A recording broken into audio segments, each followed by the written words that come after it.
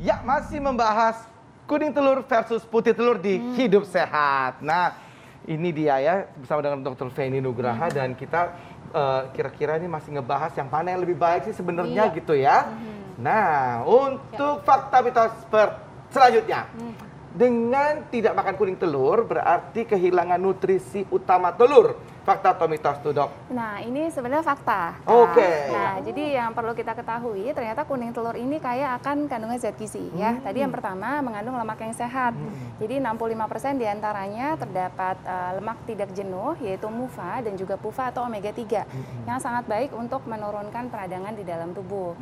Lalu di dalamnya juga terdapat banyak sekali vitamin dan mineral yang tidak kalah dari putih telur.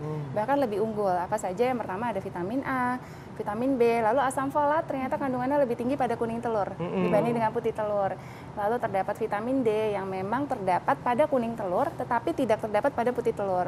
Lalu ada vitamin E, lalu ada zinc, kalsium dan zat besi kandungannya lebih tinggi pada kuning telur dibandingkan dengan putih.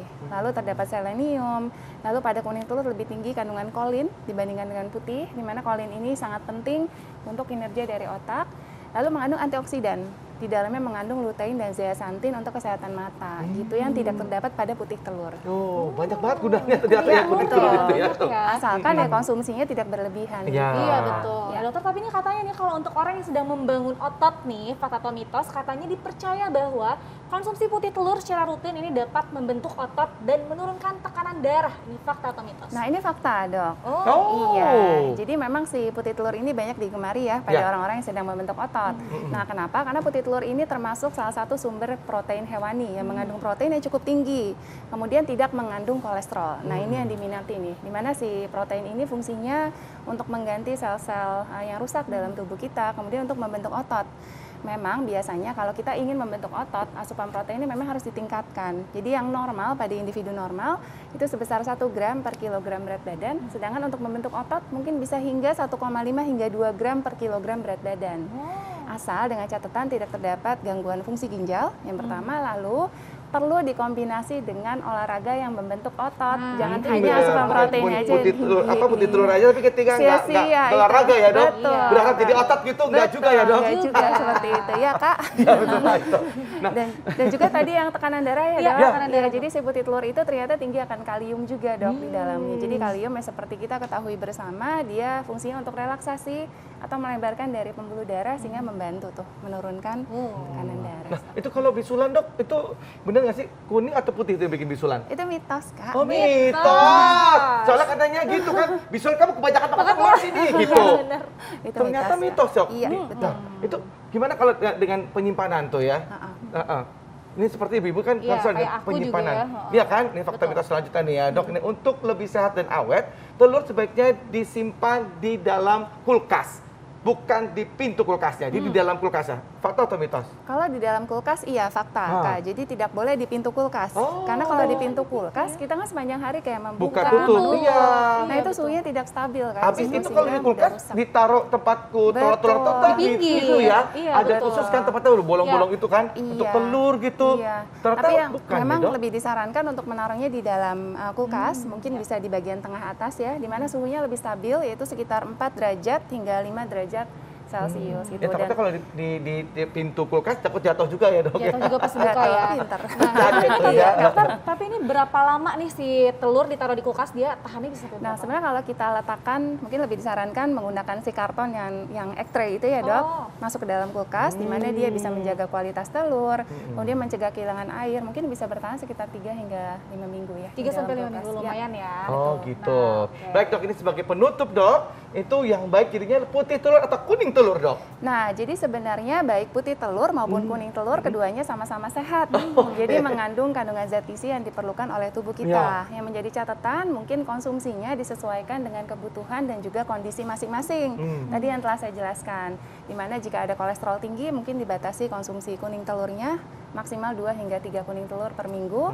Dan juga dengan gangguan fungsi ginjal mungkin harus berkonsultasi terlebih dahulu karena tidak boleh terlalu berlebihan untuk asupan proteinnya.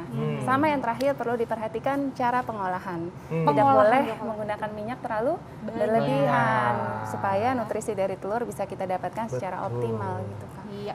Nah, untuk kadaluarsanya ada nggak sih, Dok, kalau selain di dalam kulkas? Cuma kalau kadaluarsa mungkin kita bisa perhatikan dari si bentuk telurnya ya. Jadi kalau kita mungkin memilih telur yang baik nih, bisa kita lihat bagian permukaannya mungkin tidak retak, jadi utuh. Kemudian kita bisa lihat juga warna cangkangnya yang segar itu mungkin warnanya seperti coklat cerah, lalu tidak berbau ya dok.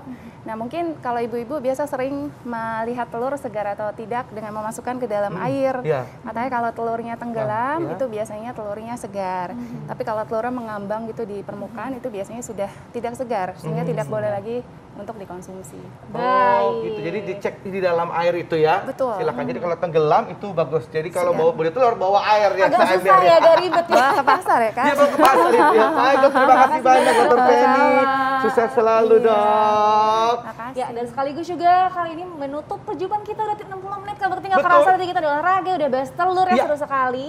Jangan lupa pemirsa, akan ada pembahasan lainnya di Hidup Sehat setiap hari Senin sampai hari Jumat pukul 9 sampai jam 10 pagi di TV One. Betul sekali. Kalau misalkan Anda ketinggalan untuk episode kali ini, Anda bisa lihat di laman tv1news.com. Saya Indra Bekti. Saya Dr. Sabrina. Indonesia hidup sehat.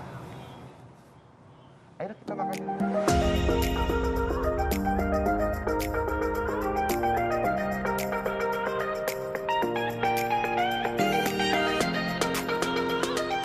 Telur menjadi bahan pokok makanan yang kerap diandalkan jika perut terasa lapar secara tiba-tiba.